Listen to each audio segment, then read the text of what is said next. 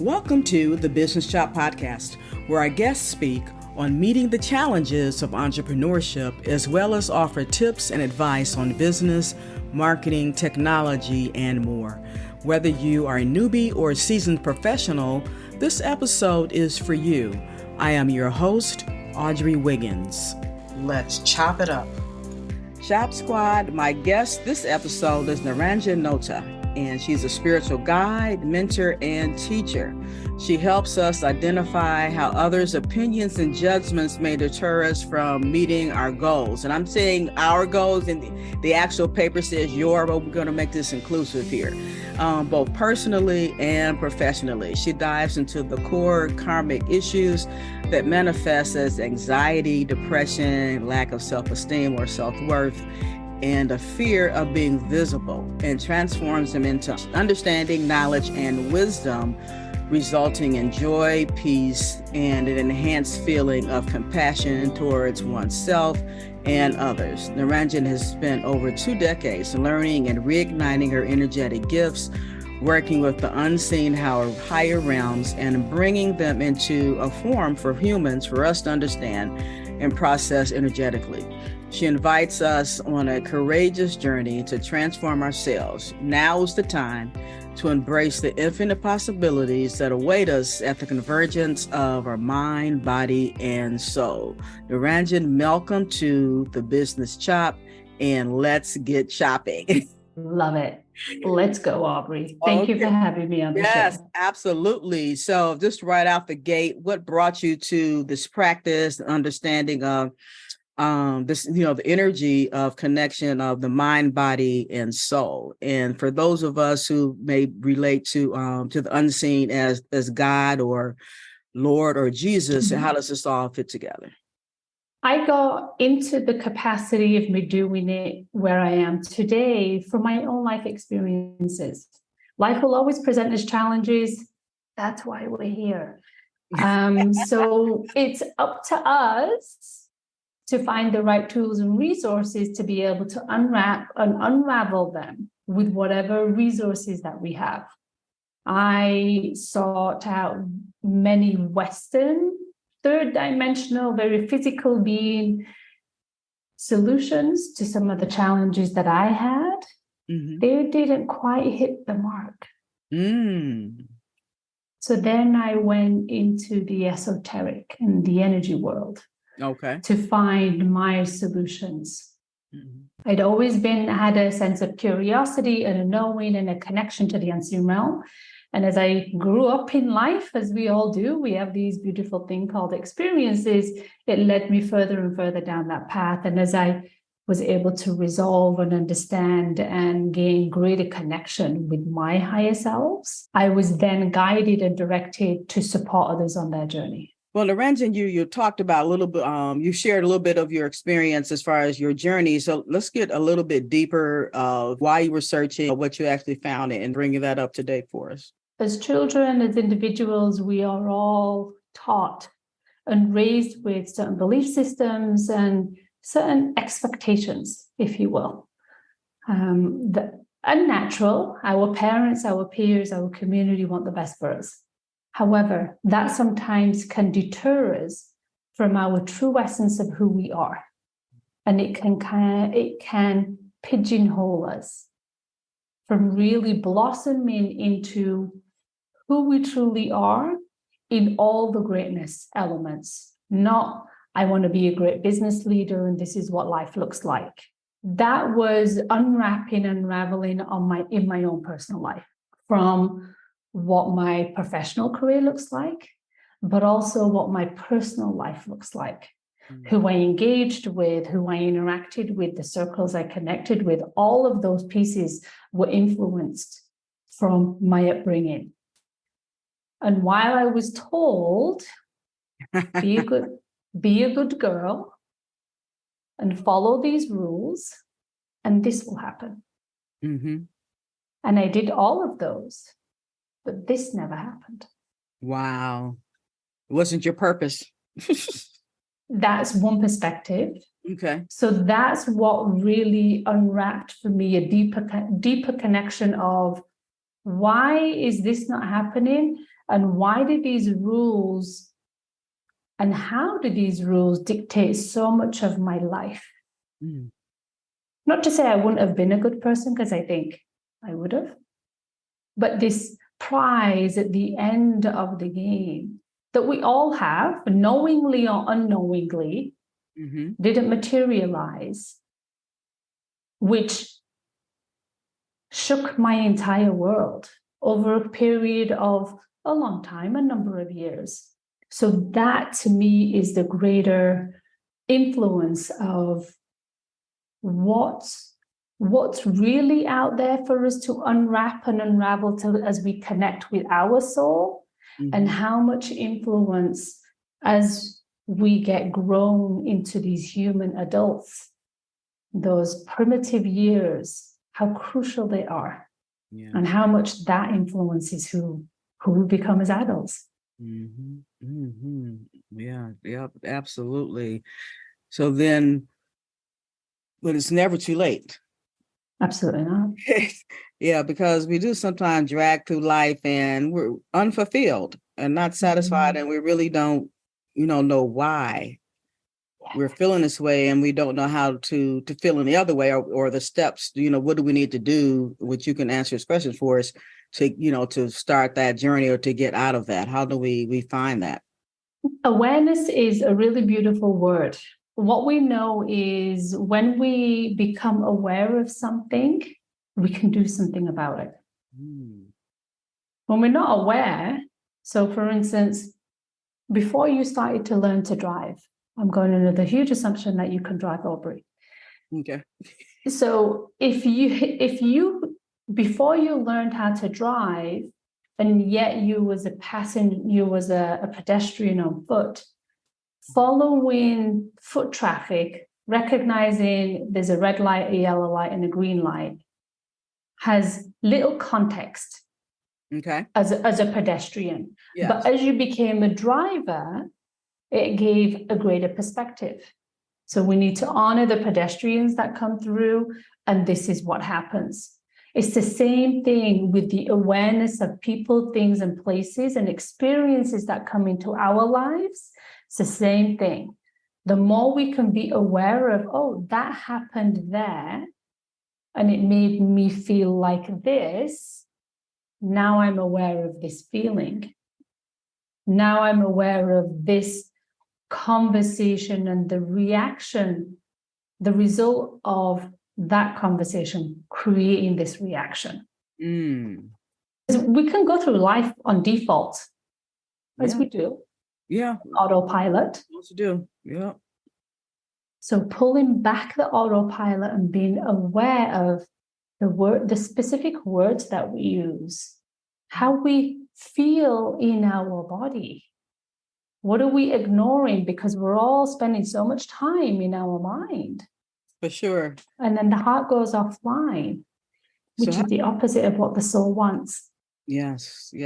So how do we get out of our heads? Contrary to being on a podcast, remove the distractions. Take time out for yourself. Go for a walk in nature. Classic. I've heard it time and time again. We've all heard it. Spend some time, and it doesn't mean 20 minutes. It doesn't mean half an hour. It doesn't mean 5 hours of your day. It could mean 3 minutes. Put your phone on a timer, set it on the other side of the room, and just sit with yourself. Yeah, are you going to have a roller coaster of thoughts? 100%. But the more we do that, that roller coaster gets slower and slower. So you can feel into your body and feel your own presence, be with you. Because our attention comes inwards then. But we're all conditioned to have our attention be outwards. Right. Yes. And so when we have things that I read in your bio about fear, anxiety, and depression, and lack of self-esteem or self-worth.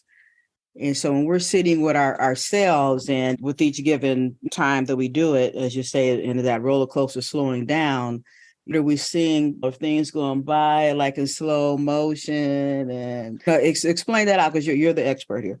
It allows us to slow down, as you've said, but it also allows us to witness and recognize the space between each thought.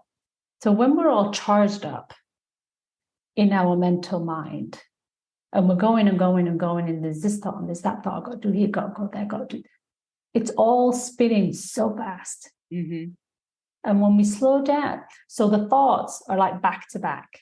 But when we slow down, the thought happens and there's a little space, and then there's another thought and a little space. The objective is for that space to make it bigger. Okay. Mm-hmm. It's similar to the meditation that I often recommend to individuals. I call it meditation because there's an element of focus and attention that's required.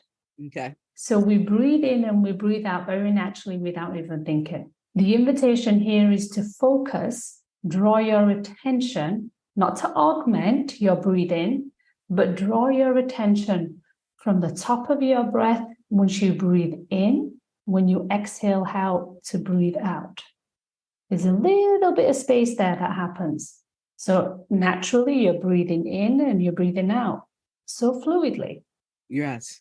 But that turn that happens, there's a tiny gap.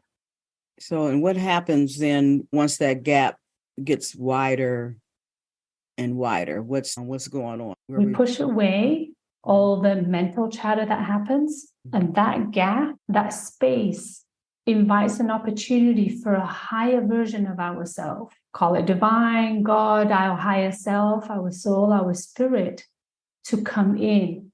The innate wisdom within us can be presented. Our intuition can grow. Our confidence and compassion for ourselves. Oh, yes. Can you say, you can stay there for a second, because you're right. The confidence of ourselves, because you're right. When we're on that roller coaster, we're just grabbing little snippets and remembering, like you said, as you were growing up, it's like, this is what this is what was ingrained in us. We're taught. So we're trying to stay on that and do that. And okay, at the end of this, when they go down, woo, we're coming back up on the next loop and doing it all over again. So this time you're talking about the slowing down, breathing, and have that gap or that space where we can meet Naranjan and we can meet Audrey or whoever is listening. That's right. It's to be fully present, because we do spend so much time going, I got to do this, I got to check this. Before our attention is over there. And before we know it, we've just lost this beautiful, magical moment between you and I. So what's at the end of that? I mean, that's the beginning. So where do we go from there? What do we do with this newfound knowledge? Or, how does that help us to get to where we want to be or where we're supposed to be? Be curious and relish the experience. So when we're in this newfound space, from the inhalation to the exhalation, relish in that environment, sit in it, savor it, not from a checklist perspective. Okay, I've saved it, I've sat in it, check, what's next? No. Be curious as to what else you can feel in your physical body. Bring your awareness into your body. What's your heart saying to you? Listen to what it's saying to you, not telling it what to do. Ultimately, perhaps the goal is to create enough of a relationship and a conversation with your body and with the higher components of yourself. Call it your higher self, call it your guides, call it the angelic realm, God, universe, whatever you want to give that name, to be in relationship with that. So that forces us to go inwards and less of a relationship and focus on the external. Does it mean you're going to carve out time and energy in your day to sit with you so you can truly feel into who you are? Absolutely. Yeah. And so whether, like you said, whether we're getting our job or our businesses, it actually can help us be more successful in those entities. Absolutely. Yeah. Yeah. So we can go through our day, like you said, more confident, dispelling all the anxieties that are there. Because it puts us in a space of presence, an element of calm, an element of familiarity, because we all know whether you're on a spiritual journey or not, whatever you want to call it, there's a component of, oh, I knew that. Like, I'm sharing some of these pieces with you, Aubrey, and Aubrey, you're going, yeah, of course, that makes sense. Yeah. So the information that comes down or that is presented to you during those moments of stillness and presence and observation and self-compassion isn't new information as a soul. It's new information in this human lifetime, but you're just remembering it from the time that you were birthed. Yes. Because we forget that's the whole purpose of why we're here. To remember. Right. Because like you said, we get caught up into what we're taught, and we go on this journey or this quest, and that's all we're focusing on. And then it's all up here, like you said. Mm-hmm. Yeah. So, but because at the end, or not necessarily, we want to go along the way. We want to be where we're supposed to be, and be okay with that. Right, exactly, and be okay with it, because it may be totally different from the path that we were walking on, or what the expectations of others of us might be. That's right. Yeah, absolutely. So the more we settle into being who we truly are, sitting with our own hearts, creating that space, witnessing it, observing it, being curious about it, it gives us that element of confidence. So when other people say, why are you doing that? Why did you quit your job? Or why did you go in that direction? All these why questions that are connected to expectation. Yeah. You're in a better stance to respond to those questions, because there's an element of knowing that I know and I feel in the core of my being and every fiber of my being that this is the right path for me. Right, absolutely. And I remember what I was going to say. It was the power of words. And it's not new news that every single thing is energy. Einstein found it, and I'm sure somebody did before him. Everything has a vibrational frequency. Yes. Whether we can see it with our naked eye or a tangible object, it has a vibration. Yes. So even the thoughts that we have are connected to a vibrational frequency that has energy. Often we have been taught to say, if you don't have anything nice to say, don't say it at all. Right. Yeah, I remember that. But it doesn't matter. You're still thinking it, and that's still got the power. So every single thing, a word, a thought, and an action, all have so much charge and energy behind it that can influence ourselves, but it can also influence others. But knowing that you have the power to change that. So what do your clients gain from working with you, taking it further than just our conversation today? They gain a sense of confidence in who they are, why they are here, and a deeper sense of compassion. For themselves, but also for other people who they feel wronged them. Because we've all been there. If XYZ person hadn't have said that, I wouldn't have felt that, because it's their fault. They shouldn't have said that. Yep. Right? That's right. Yeah. Ultimately, we know they're just doing that to evoke emotion in us. It's got nothing to how we respond to something. Has got nothing to do with other people. How we respond has got nothing to do with what they said, how they behaved, or their actions. It's how I respond, which is what I have control over. Yeah, so being more self-aware and being able to control that. That's right. Because it's coming up for a reason. It's there for a reason. A vibrational frequency has been activated. And that's when we get into the space of, I got to look at this. Yeah. Especially if it's a reaction to a conversation and an experience. So they gain confidence, they gain more peace in their life, in how they navigate experiences and conflict that may show up, feel more at ease of how to deal with it, because I provide my clients with tools on how to manage and transform energy, but also allowing them, or they give themselves permission to open their intuition even further. So then they connect with other aspects of themselves, other versions of themselves, more evolved and higher, abundant parts of themselves.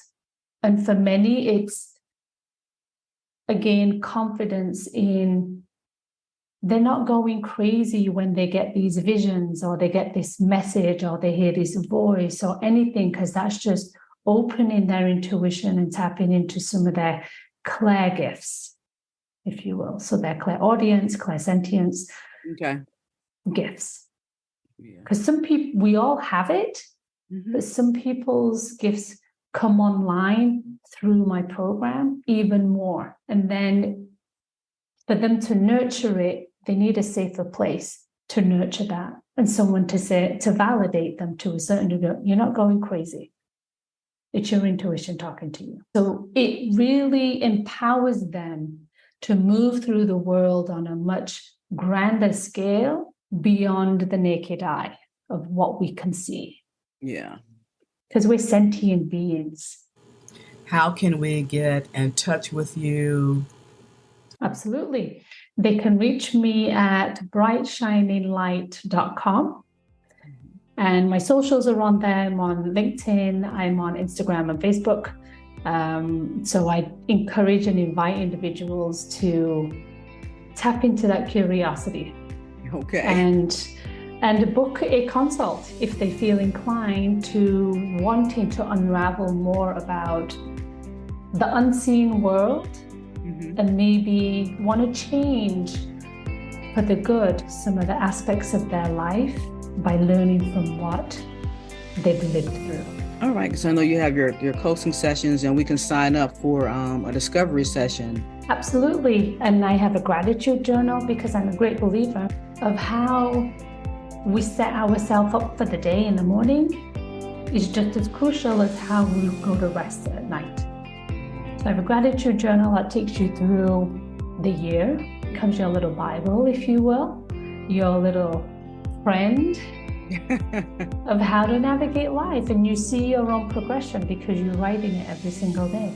And that's important too, because as soon as something derails us, we totally forget successes and different things, or, good things that have happened to us, or good things maybe we did for someone else. That's right. Well, Naranjan, that's been an awesome conversation. If you don't have any final words, we're going to bid you farewell for now, and definitely connect with you through your social channels and your website, and so we can be a higher version of ourselves. Beautiful. Thank you so much, Aubrey, for having me on the show. Thank you for listening to The Business Shop. We hope that you were able to glean valuable information from our guest, and that you will download and share this podcast.